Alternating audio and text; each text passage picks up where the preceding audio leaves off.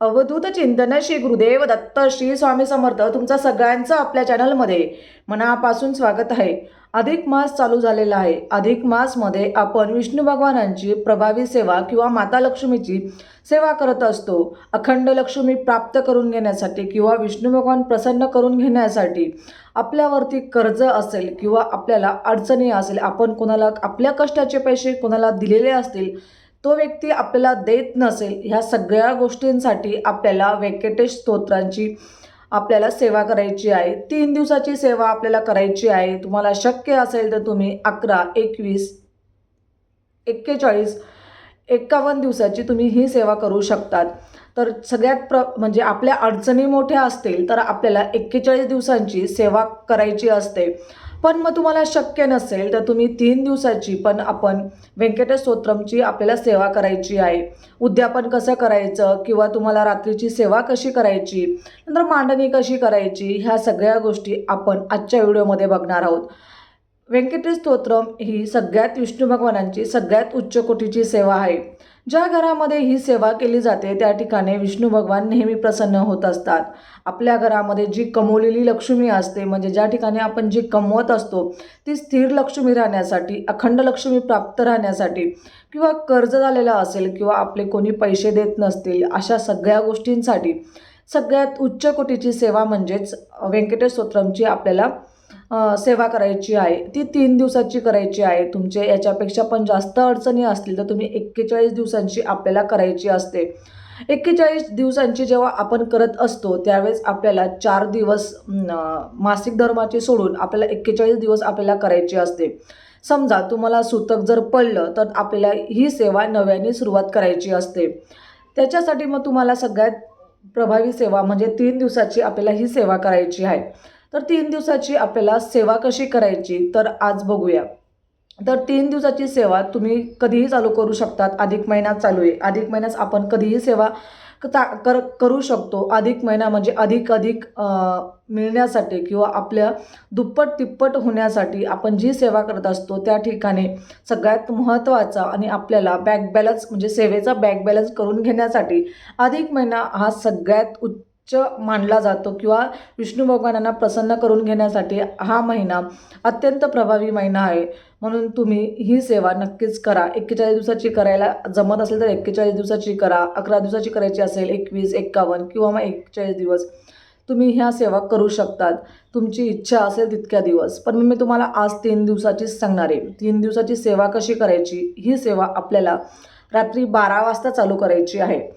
Sharp 12 वाजले तर आपल्याला व्यंकटेश स्तोत्रमची आपल्याला पठण करायचं आहे. तर मग मांडणी कशी करायची. जर तुमच्याकडे विष्णू भगवानांचा फोटो असेल तर छोट्या पाटावरती विष्णू भगवानांचं पिवळं वस्त्र टाकून त्याच्यावरती आपल्याला विष्णू भगवानांचा फोटो ठेवायचा आहे. तुम्हाला कलश स्थापना करायची असेल तर तुम्ही कलश स्थापनाही करू शकतात. कलश स्थापना तर करणं तुम्हाला सगळ्यांनाच माहिती आहे. एका डिशमध्ये तांदूळ घ्यायचे, त्याला हळदी कुंकू वाहून त्याच्यावरती कलशमध्ये 1 रुपया आणि सुपारी टाकून 5 विड्याची पानं लावून किंवा मग 7 विड्याची पानं लावून आणि नारळ आपल्याला ठेवायचं असतं. असं आपल्याला आपण कलश स्थापना करून आणि ती सेवा तुम्ही 3 दिवसाची करू शकतात. तर याच्यात नियम असे आहेत की तुम्ही ब्रह्मचारी पाळायची आहे आणि तुमच्या घरामध्ये नॉनव्हेज करायचा अजिबात नाही. 3 दिवस तुम्हाला नॉनव्हेज घरामध्ये अजिबात चालणार नाही. कांदा लसूण वर्ज्य करायचा आहे. हे सगळे नियम आहेत. 3 दिवस आपण जेव्हा सेवा करत असतो त्यावेळेस आणि 3 दिवस सेवा करत असताना आपण आपल्या मनोभावनेने ही सेवा करायची आहे. ही सेवा जेव्हा आपण मनोभावनेने किंवा आपल्या मन शांत ठेवून आणि रात्री 12 वाजता जर करत असणार तर तुमच्या मनातील सगळ्या इच्छा पूर्ण होतील आणि नक्कीच तुमची इच्छा व्यंकटेश महाराज नक्कीच करतील किंवा विष्णू भगवान करतील.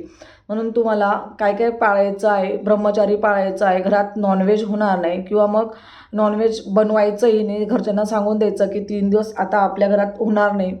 तुम्हीही नाही खायचा. कांदा लसूण वर्ज्य करायचा आहे. मग झोपायचं म्हटल्यावरती तुम्ही पलंगावर झोपू शकतात. आता हे गरमीचे दिवस चालू आहे तर खालीही झोपू शकतात. तुमची इच्छा की तुम्हाला कसं करायचं आहे. पाठीचा त्रास असेल तर तुम्ही दिवाणवरती किंवा पलंगावरती पण झोपू शकतात. म्हणून झोपण्याचे एवढे काही हे नाही आहेत. फक्त एवढे 3 आहेत की तुम्ही लसूण वर्ज्य करायचं आहे, मांसाहार वर्ज्य करायचा आहे आणि ब्रह्मचारीचं पालन करायचं आहे. तर सेवा तुम्हाला सांगितलं की पिवळं वस्त्र, तिथं विष्णू भगवानांचा फोटो ठेवायचा आहे. तुम्हाला कलश स्थापना करायची असेल तर कलश स्थापना करू शकतात. नसेल करायची मंगल कलश नाही, सॉरी, फक्त कलश स्थापना जर नसेल करायची तर तुम्ही नाही केला तरी चालणार आहे. आणि त्याच्यानंतर तुम्हाला सांगते की जेव्हा आपलं स्थापना तुमच्याकडे विष्णू भगवानांचा फोटो नसेल किंवा हे जसं तुमची रोजची मांडणी असते तर तुम्ही मांडणी देवासमोर अखंड दिवा लावायचा. तुपाचा लावा, तेलाचा लावा, तुम्हाला जसा वाटेल तसा तुम्ही लावू शकतात.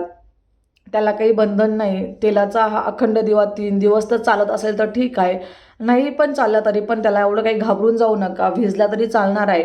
अखंड दिवा लावू शकत असणार तर अखंड दिवा लावा. नाहीतर मग तसं काही नाही की जेव्हा तुम्ही पूजा करणार, ज्यावेळेस तुम्ही सेवा करायला बसणार त्यावेळेस जोपर्यंत आपली सेवा चालू असते तोपर्यंत तो दिवा पेटत राहावा, तोपर्यंत आपण तेवढी काळजी घ्यावी.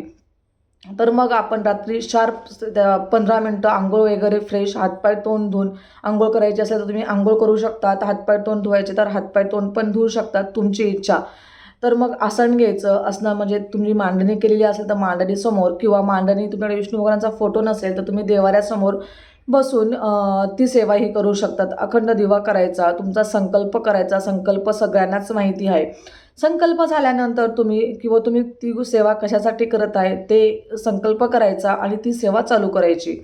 तुमची मांडणी वगैरे सगळ्या गोष्टी झाल्यानंतर तुमचे नियम तुम्हाला सांगितलेच आहेत की हे इतके इतके नियम तुम्ही पाळायचे. तर व्यंकटेश स्तोत्र हे आपल्याला 21 वेळा पठण करायचं आहे.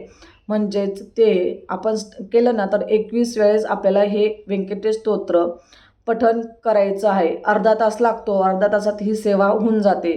त्याच्या आधी तुम्ही विष्णू गायत्री मंत्र म्हणू शकतात किंवा विष्णू मंत्र म्हणू शकतात. तुम्हाला 16 वेळेस म्हणायचा, 24 वेळेस म्हणायचा, किंवा मग एक महाजप करायचा, तसं तुम्ही चालू करू शकतात. आणि आपल्याला व्यंकटेश स्तोत्र हे 21 वेळा पठण करायचं आहे. आणि 21 वेळा पठण करून झाल्यानंतर आपल्याला अशीच सेवा 3 दिवस करायची आहे. अर्धा तास लागतो. अर्धा तासात ही सेवा पूर्ण होऊन जाते. छोटं आहे, तुम्ही मराठीतही करू शकतात किंवा संस्कृतही करू शकतात.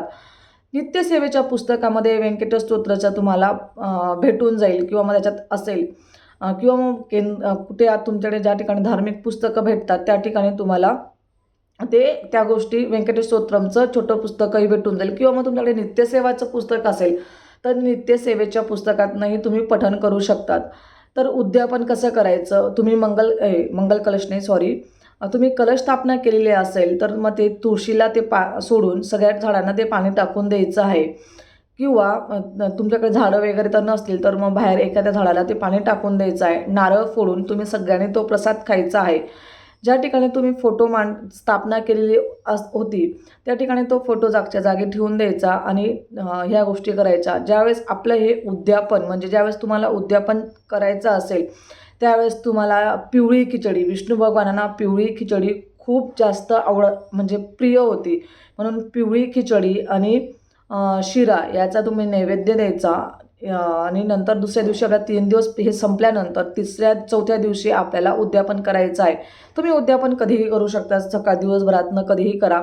तर मग तुम्ही खिचडी आणि शिऱ्याचा प्रसाद ठेवा, आरती करा आणि ज्या गोष्टी तुम्ही मांडलेल्या असतील त्यांची सगळी उचलून जागच्या जागी ठेवून द्यायचं आहे.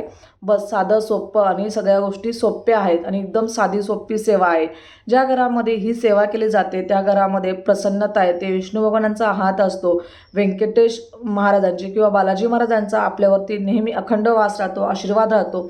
लक्ष्मी नेहमी स्थिर राहते. कर्जबाजारी झालेलो असेल तर कर्जबाजारीतनं आपल्याला मार्ग सुटत असतात आणि नेहमी आपलं चांगलंच होत असतं. मनशांती होते, घरातली निगेटिव्हिटी निघून जाते आणि अशी सेवा केल्यानंतर आपल्या सेवेंचा बॅक बॅलन्स होत असतो आणि कधी ना कधी आपल्यावरती महाराजांची कृपा किंवा मग विष्णू भगवानांची कृपा नक्कीच होत असते. कोणतीही सेवा आपल्याला अनुभव आलेच पाहिजे असं काही राहत नाहीत. ही सेवा आपल्या घरात निगेटिव्ह एनर्जी निघून जात असते आणि आपल्या घरात पॉझिटिव्ह एनर्जी. आणि तुम्हाला सांगते, ह्या सेवा जेव्हाही करत असतो ना, नेहमी आपल्याला खूप मोठ्या अडचणी येतात ना, त्या याच्यातनं आपल्याला महाराज नेहमी तारून जात असतात, हे तर नक्कीच आहे.